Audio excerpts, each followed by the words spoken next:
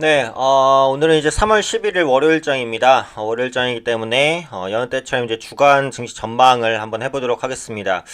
최근에는 분명히 시장의 분위기가 좀 좋지 않죠. 아무래도 국내 그리고 뭐 글로벌적으로 경기 지표가 꺾이는 모습이 보이다 보니까 글로벌적으로 지수가 모두 좀 꺾이는 그런 모습들이 나타나고 있습니다.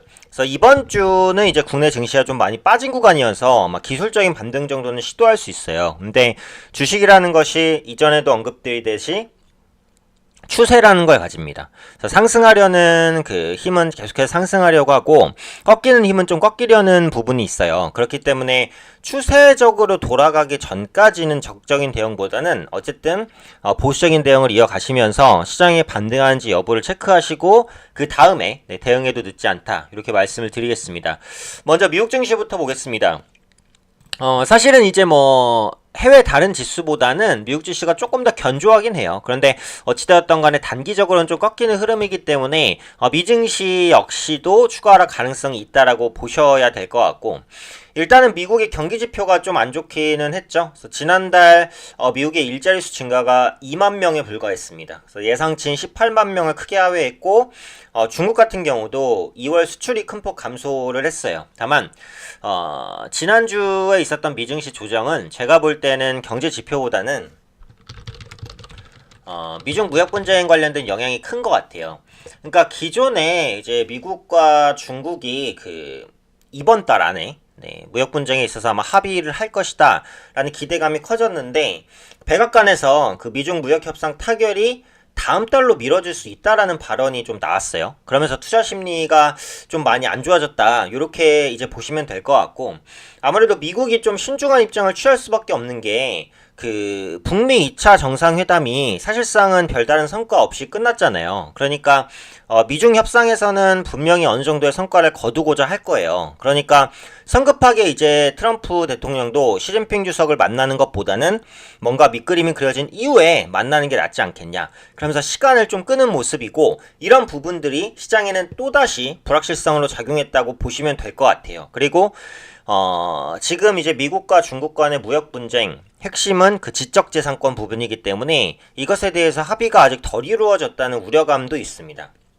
그래서 앞으로도 이제 미국 증시는 아마 지표보다는 좀 중국과의 무역 협상 움직임에 조금 더 주가가 민감하지 않을까 이렇게 판단을 하고 있고, 또 한 가지 이제 또 중요한 부분이 유럽인데, 요거는 이제 코스피를 보면서 한번 말씀을 드리면, 지금 일단 코스피 지수는 기술적으로 보시면 많이 꺾였어요. 그래서 중요한 게 이제 60일 이평선을 지지할 수 있냐거든요. 여기 보여지는 연두색 선인데 60일 이평선이자 기술적으로도 작년에 기록했었던 주요 매물대이기 때문에 아마 여기서는 한 번 정도 지지가 나올 것 같기는 해요. 근데 어쨌든 지지 가능성이 있다라는 것이지 지지가 나왔다라는 건 아니니까 지지가 나온 다음에 대응을 하셔도 될 것 같고, 어쨌든 오늘도 이제 메이저 수급이 좋진 않기 때문에 추가 하락 가능성이 있어요. 근데 2100포인트 초반은 60일 이평선 지지, 그리고 전 매물대 지지기 때문에 이번 주에는 아마 저점 다지기를 시도할 것 같아요.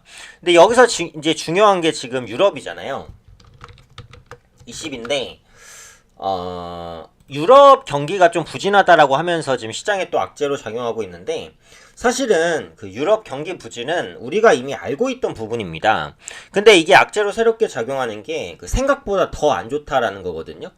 그러니까 유로존이 올해 경제 성장률 전망치를 기존에 이제 1.7%에서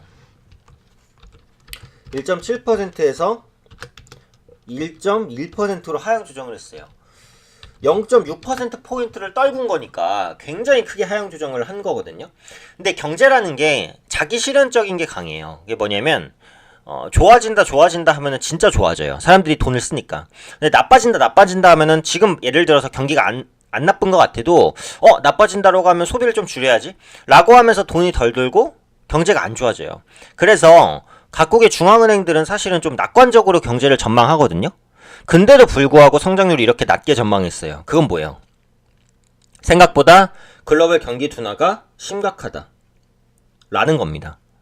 그래서 그런 부분들이 국내 시장에도 악재로 작용했는데, 다만 지금까지 ECB의 행보를 봤을 때 ECB의 그 정책, 특히 부양책, 이 부양책에 이 시비가 그렇게 좀 인색하거나 하진 않았어요. 항상 경기가 둔화될 때마다 강력한 부양책을 썼거든요. 그렇기 때문에 이번에도 그런 부양책을 쓸 가능성이 높아요. 이미 TLTRO라는 그 부양책이 일단 나왔죠. 그 다음에는 QE라는 양적 완화가 또 나올 수 있고, 이런 전문적인 부분은 조금 설명이 필요하지만 오늘 시황에 대해서 좀 말씀을 드리는 거니까 어쨌든 쉽게 말하면 이제 부양책이에요. 추가적인 부양책이 나올 가능성은 충분히 있기 때문에 이 부분에 대해서도 기대감을 가진다면 이런 것들이 지수의 하단을 좀 견고하게 할 수 있어요. 그래서 이 부분을 기억하시고요. 이번 주 일정을 한번 보면은 그 한중 항공회담이 예정되어 있습니다. 이게 이제 그 항공회담이에요. 말 그대로 항공 관련된 회담. 여기서 나올 것으로 예상되는 게 그 중국에 대한 저가 항공사 노선 확장이나 이런 부분들이 나올 수 있어요. 그러면은 호재를 받을 수 있는 섹터가 저가 항공주거든요. 국내에 상장돼 있는 LCC들 있잖아요. 뭐 제주항공, TA항공, 진에어 이런 종목군들이 이제 저가 항공이죠. 그래서 LCC들이 한번 주목받을 수 있기 때문에 한번 확인해 보시면 좋을 것 같고요. 두 번째가 이제 그 브렉시트 하원 재표결입니다.